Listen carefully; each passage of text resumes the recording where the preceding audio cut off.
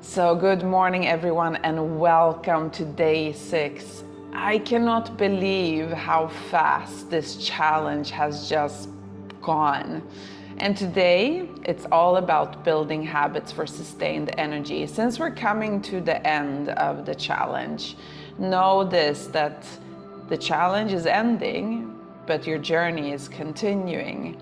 So building habits for sustained energy is something that I want you to have with you in the end of this challenge. And I've chosen to work on the most common things, the most easy habits that you can do for yourselves, with the purpose of that I would want you to be successful in changing one of your habits in your life.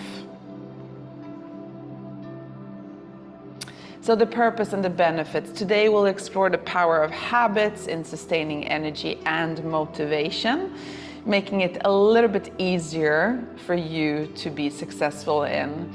And I want you to set your intentions for the day, embrace the opportunity to cultivate energy boosting habits for a vibrant and inspired life.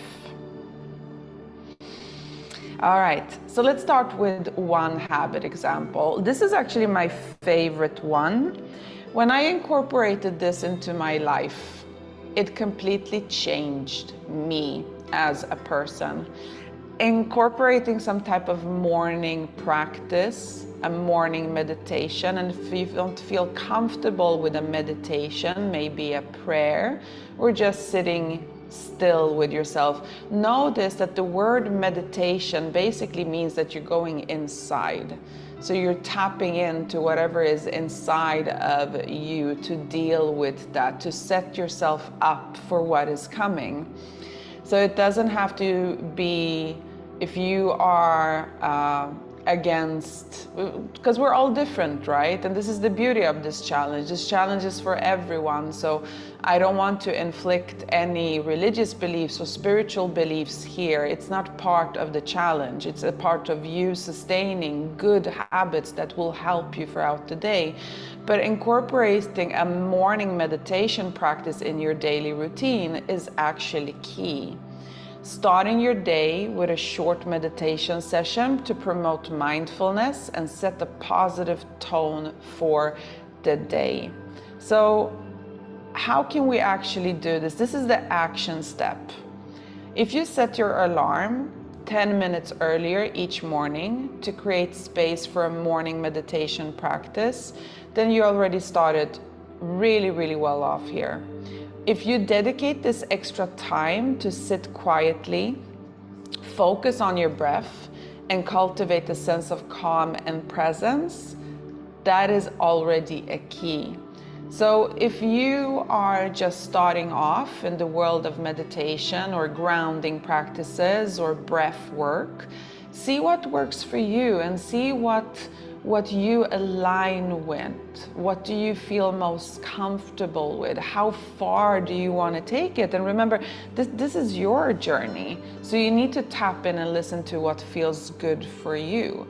But basically what you're doing in the morning is you're starting the morning in the most mindful of ways. Then instead of waking up with stress, that you have to get ready for work, you have to get your kids ready for school, or you just have to get things ready for the day, take a moment to calm yourself and ease yourself into your body. Take a moment to scan things through. A body scan in the morning is a beautiful thing. So the first thing you do in the morning, I'm going to give you an example of what I do. The first thing I do in the morning, I always go and grab a huge glass of water. I hydrate my body after a night's sleep because, as I mentioned, we are very dehydrated when we wake up. So coffee should not be the first thing that touches your lips. Water is the first thing that should be touching your lips when it comes to hydration. And then I actually make myself a glass of lemon water with cinnamon. And this is an old Ayurvedic key component in gut health. So it's all about what you choose to do in the morning, but that is my thing. So I make myself a glass of lemon water, I add some cinnamon into it, and then I go on the balcony. Whenever I'm in Egypt, I go on the balcony and I sit there and I drink the lemon water slowly and mindfully with my eyes closed as much as possible. And I just scan my body for what is. And sometimes I use a meditation app and get inspiration from that just to calm myself. But majority of the time, I actually just love sitting there for 10 minutes, listening to the wind that's coming from the Red Sea. I know it sounds idyllic, right? But it's such a beautiful blessing to have that. And I mean, if you're not living by the Red Sea in Egypt, you can still create that moment of mindfulness for yourself. You don't have to go as far as going out of your bed. It's just you sitting up in your bed, finding a position so you don't fall back asleep again. Or if you are sharing a bed with your partner, maybe you can just go out from the bedroom, find a space in your home. If it's summertime, if you have a garden, go out in the garden and just sit there for a while. So it doesn't have to be like this lady here in the picture that's sitting in the lotus pose. No, you can just grab a chair, sit down, close your eyes for a bit. Just inhale deeply and find where are you today, and let things fall into place. That is how mindfulness and calmness can set you up for the most amazing day. So let's talk about daily movement. We had that in one of the day challenges, how daily movement, such as a short walk or a stretching routine, can change your life. And movement should be part of our routine every single day, because our bodies are meant to move. We're not supposed to be sedimentary like we are. We are a civilization right now that is sitting way too much, and it's really impacting our overall health. Movement is part of our being. And when I say movement, like I chose the word movement instead of working out, because with experience, I understand that the word workout can actually put stress on people. It's not about you going to the gym and doing a sweat session. It's about you moving your body physically. So find out here what sustains you. A short walk, stretching routine, maybe just turn on some music for 5 minutes and just dance like no one is watching. That's movement too, my friends. It's all about, remember what we talked about, moving that energy in your body. Yes, when you move that energy in your body, you are releasing that happy hormone. And that is clearly something that we need more of. So incorporating movement into your day helps increase circulation, boost energy levels, and enhance overall being. So what is the daily action step here? The daily action step is schedule short movement breaks throughout your day to engage in physical activity. Like for example, if you have a job where you're sitting a lot in front of a desk, put an alarm on your phone that every 55 minutes, you're gonna stand up, you're gonna take a walk around the office, go to the bathroom, something. Take 5 minutes out of that crazy work and just move, right? If it's still like you need to be in work mode, maybe you can take that opportunity and go and talk to your colleague about work, but do it, standing up and not sitting down. So set reminders or alarms to prompt you to take breaks and engage in activities like stretching, walking, or brief exercise routines. And remember, we talked about this for all of you fitness instructors out there. The fitness work that you do, the classes that you provide for your students, that is not your daily movement. That is you engaging in sharing a class with other people. Your movement should be something that is outside of the movement that you provide for other people. So if you are a hardworking fitness instructor, if you are providing one class a day or even more, what is the movement that you can do to actually help your body recharge? So here is the opposite, right? Because when I was at my peak as a fitness instructor, I was working crazy long hours. I was teaching 15 Zumba classes a week, and on top of that, my own dance classes in my dance studio. Now that is crazy. My body did not like me. So after 1 year, my body broke down. So I had to do a lot of rehabilitation and basically take time off, which I really didn't want because I loved my job, but my body had given up on me. So for you, it's the other way around. You need to force yourself, and I'm using the word force, to do movement that will recharge you. So stretches, yoga, Pilates. If you only do cardio, and maybe a strength training routine would be good, long, lightweight resistance training. So find what works for you, but make sure that you have daily movement. All right, mindful eating. Mindful eating is something that has been talked about a lot in women's health magazines, but I want to take it a step further. When you are mindfully eating, it's you savoring each bite and paying attention to your body's hunger and fullness. There is a trend, a civilization trend right now, that you're eating in front of the TV or you're sitting with your phone and eating at the same time. What's happening is your brain's dopamine levels are super high in the moment that you are eating.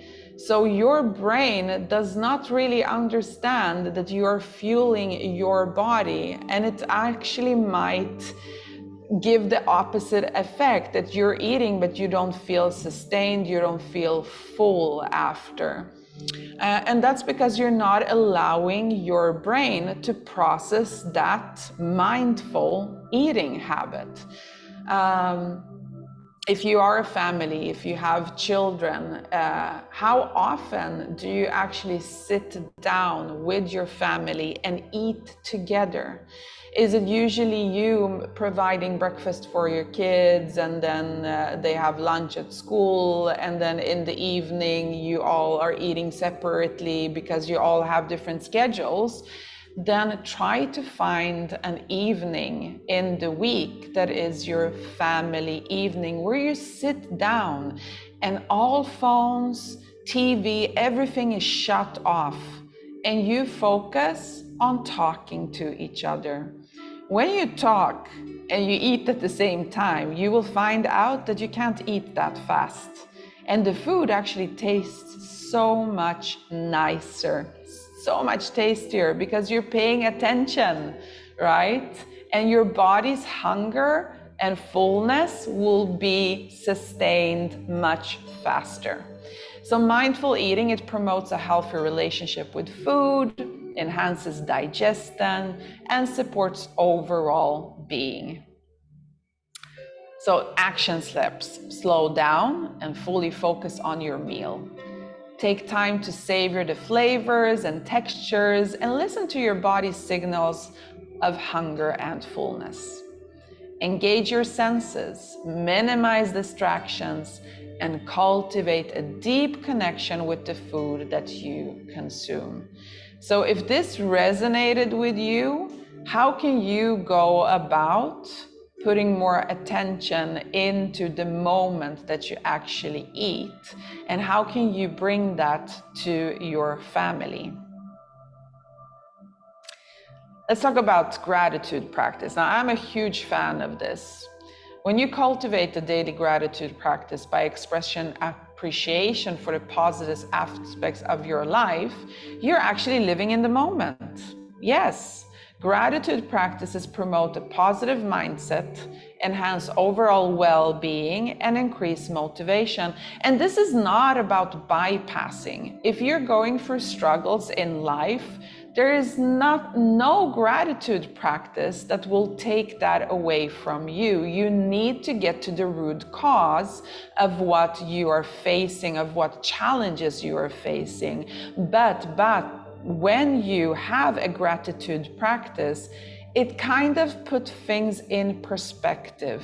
You're setting yourself up for living in the moment. And by realizing that, you know what? I have a lot of things to be grateful for, even though I feel that the world is ending, there is always a way out.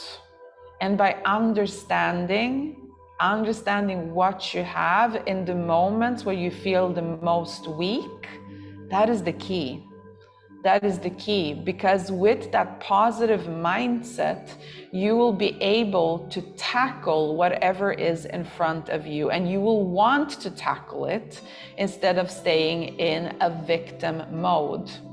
And again, I am not taking it away from anyone. If you are having any negative sources in your life, it's not about bypassing them. That is still something that you need to get to the root cause of, and that is something that you need to work with.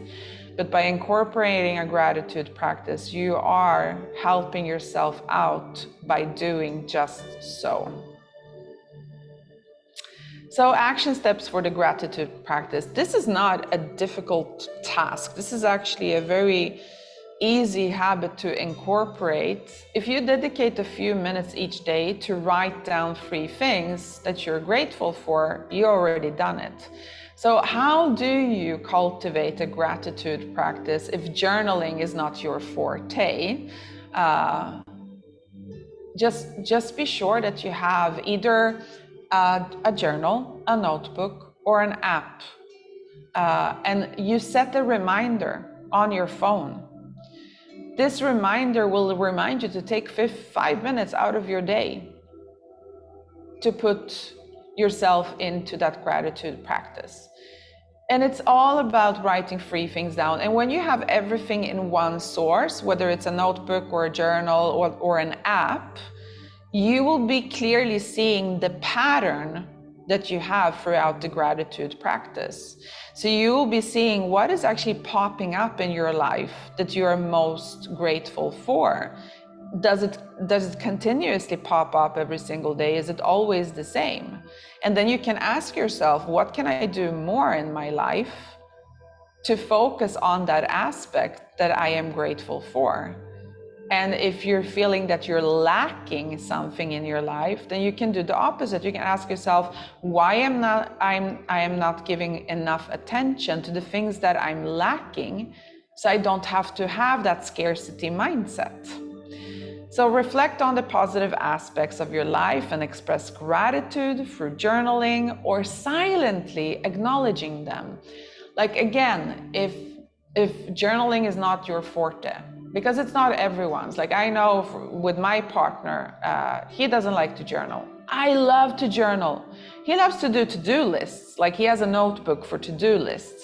I don't have a notebook for to-do lists. I just have paper for a to-do list, or I do it on my phone.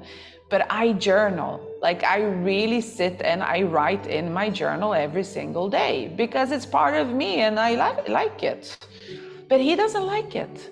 So for him, it's instead reflecting on the positive aspects of his life. So just by sitting, again, find a moment in the day, sit down and just reflect on 3 things that you are grateful for and silently acknowledge it. Silently acknowledge it. That's it. That's all that you have to do. So now grab your journal or notebook or a piece of paper, and I want you to reflect on today's content. So answer the question in whatever you're writing on. Which habit, example, resonated with me the most, and how can I start implementing it into my daily routine? All right. So which habit, I see I have a little question here. Oh, don't worry about it, Sophia. I can't see you. I turned the cameras off, so don't worry about it. Yes, so grab your journal, grab your notebook. Which habit example resonated with me the most, and how can I start implementing it into my daily routine? Yeah, so let's just quickly remind ourselves of what was the habits that we talked about today. It was, I'm going to go very fast here, the morning meditation or morning practice. The second one was daily movement. The third one was mindful eating. And the fourth one was gratitude practice. So grab your pen. I'm going to give you 3 minutes to see which habit resonated with you the most and how you can start implementing it in your daily routine.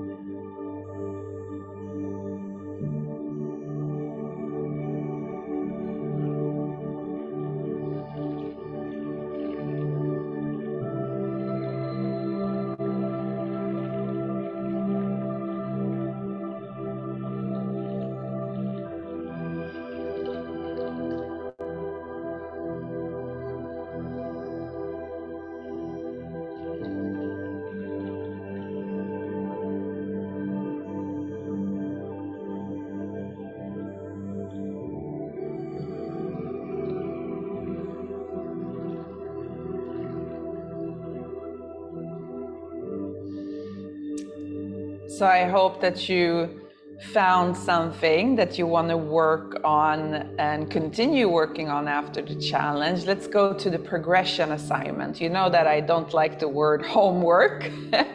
Instead, we're using the word progression. I feel that it's more progressive. Haha. Choose one habit example that resonated with you the most and commit to integration it into your daily routine for the next week. So now it's basically here, I want you to write down your chosen habit example and create a specific plan for incorporating it into your daily life. So you already have the journaling prompt, you have the foundation because you wrote it down, you've chosen your habit, and now I want you to give yourself one weekly plan. So you plan out each and every day on how you're going to incorporate it. I mean, it's easy enough, right? Let's say, for example, that you've chosen the morning meditation, just an example. Then the easy enough answer is waking up every day 5 minutes earlier or 10 minutes earlier, whatever you need, and write down the things that you need to make sure that you stick to this habit, right? So that's easy enough. So it's not a rocket science. You just find a way to incorporate this into your daily life. And I want you to track your progress throughout the coming week. And I want you to see if you're sticking to that habit because you've chosen your own schedule to incorporate it and integrate it into your life. And if you've been able to do it every single day for 7 days, I want you to celebrate the achievement. But if for some reason life happened, which it does, just see it for what it is and just track that progress as well. How did you feel the day you actually didn't have time to do the habit, the chosen habit? So it's all about tracking your progress here, whether it's a positive or a negative. I want you to track it, and I want you to see what is actually happening to you while you are incorporating this. So set yourself up for this. Every single day, you create this routine, write it down. Yes, incorporate it into your daily life and track your progress. Remember to celebrate your achievements. Maybe you want to involve your partner in this. Maybe you want to involve your kids in this. Maybe you want to involve your friends in this. Maybe you say, hey, you know what? I did a 7-day challenge with Monica. She's freaking amazing. I'm kidding, by the way. But I got this assignment that I want to do. I'm wondering, do you want to be my accountability buddy? Or would you like to do it with me? And like your friend is like, oh, so what is it? Yeah, I would like to focus more on mindful eating. Oh, what is that? And then you talk about it and you're like, so can we keep each other accountable that when we eat, we're trying to do it mindfully? Yeah, sure, let's do that. And then in the end of the day, you send each other a text asking, so how was it for you? Oh, you know what? I was so stressed today. I completely forgot about it. And then you can help each other. So what can you do for tomorrow to not go through that again, right? So it's an amazing way of keeping each other accountable. Maybe incorporate your kids in this, you know, make it a fun achievement. And if you guys go through it a whole week, maybe you can celebrate together. So what will be the prize in the end for you achieving it together? So whatever it is, find a way to track your progress, find a way to celebrate and give yourself a little reward in the end. And I would love to hear in 1 week's time how it went for you. So my friends, tomorrow is the last day of the challenge. If you have a possibility to show up during the live stream, that would be amazing. If not, don't worry, it will of course be recorded. But I would love to see as many faces as possible. Like today, we have a group of 4 people here today. But if you have the possibility, it would be awesome. If not, don't worry about it. We will still connect in the Facebook group. And don't forget, when you're sharing your outtakes of the live streams, you're creating a community with fellow like-minded people, right? So use that support system, help each other grow, help each other fulfill the Double Your Energy and Motivation Challenge. Yes, when people see that you are thriving in the challenge, that you are doing whatever you can to do your bit, they will also feel inspired to take action. This is how we work as people. So with that said, congratulations everyone for making it this far. I cannot wait to see you tomorrow.